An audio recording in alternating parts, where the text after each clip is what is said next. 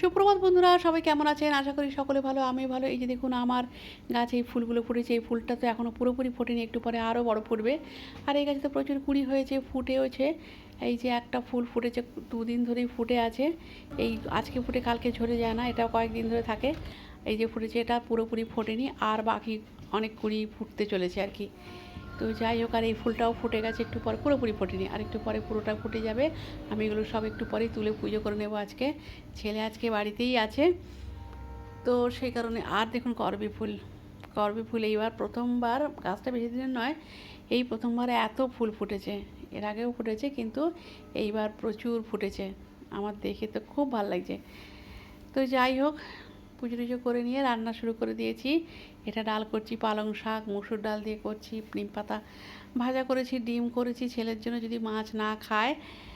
মাছও করেছি ফুলকপি দিয়ে, আলু দিয়ে। অনেকদিন পরে ফুলকপি খেলাম, আজকে রান্না করেছি, আবার মাছ দিয়ে করেছি।